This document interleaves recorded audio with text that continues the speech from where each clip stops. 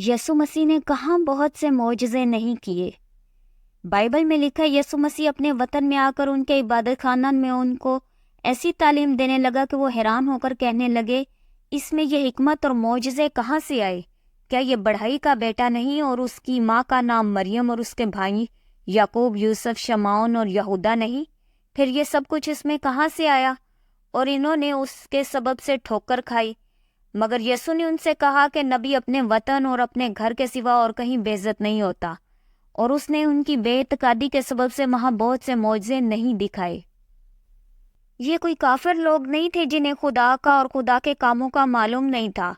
یہ خدا کو مانتے بھی تھے، جو حکم خدا نے اپنے نبیوں کو دیے تھے اس پر بھی فیت رکھنے والے تھے، لیکن خدا نے اپنا بیٹا اس دنیا میں بھیجا ہے تاکہ جو کچھ نبیوں کی معرفت کہا گیا وہ پورا ہو۔ اس چیز پر ان کا ایمان نہیں تھا۔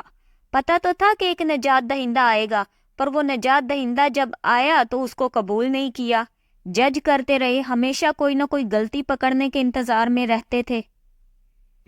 بائبل میں لکھا ہے کہ جو نبی کے نام سے نبی کو قبول کرتا ہے وہ نبی کا اجر پائے گا، اور جو راست باز کے نام سے راست باز کو قبول کرتا ہے وہ راست باز کا اجر پائے گا، اور جو کوئی شاگرد کے نام سے ان چھوٹوں میں سے کسی کو صرف ایک پیالہ ٹھنڈا پانی ہی پلائے گا، میں تم سے سچ کہتا ہوں وہ اپنا اجر ہرگز نہ کھوئے گا۔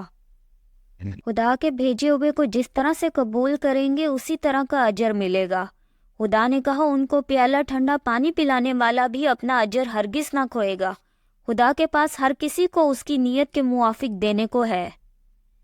یسوع مسیح شمعون کوڑی کے گھر میں بیٹھے تھے کہ ایک عورت جٹاماسی کا بیش قیمت خالص عطر سنگ مرمر کے عطر دانوں میں لائی۔ متی، مرکز، لوکا میں یہ حوالہ لکھا ہوا ہے۔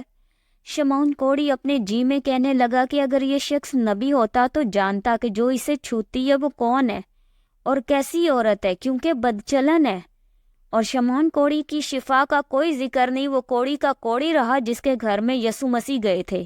وہ یسوع مسیح کو جج کرتا رہا کہ اگر یہ واقعی کوئی نبی ہوتا تو اسے پتہ ہوتا کہ یہ بدچلن عورت ہے، اور ایک بدچلن جو عورت تھی وہ اسی کے گھر میں آ کر اپنے سارے گناہ معاف کروا کر چلی گئی، لیکن شمعون جو ہے وہ اس کا نام ہی کوڑی پڑا ہے، یعنی وہ کوڑی کا کوڑی رہا۔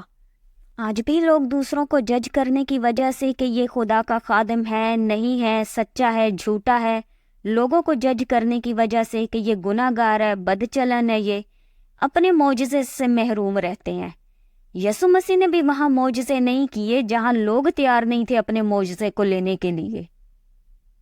ہم زندہ خدا کو مانتے ہیں، کوئی جھوٹا ہوگا، گناہ گار ہوگا تو خدا پکڑ لے گا اس کو، لیکن ہمیں خود جج نہیں بن جانا کہ خدا ہماری زندگی میں کام نہ کر پائے۔ بہت سے لوگوں کی دعائیں اسی وجہ سے پوری نہیں ہوتی، اور خدا بھی ان سے ناخوش ہوتا ہے کہ انصاف کرنا میرا کام ہے اور یہ میری جگہ لے رہا ہے۔ اس کی نسبت ہم سب کے لیے دعا کر سکتے ہیں کیونکہ خدا سب کے دلوں کو بدلنے کی قدرت رکھتا ہے۔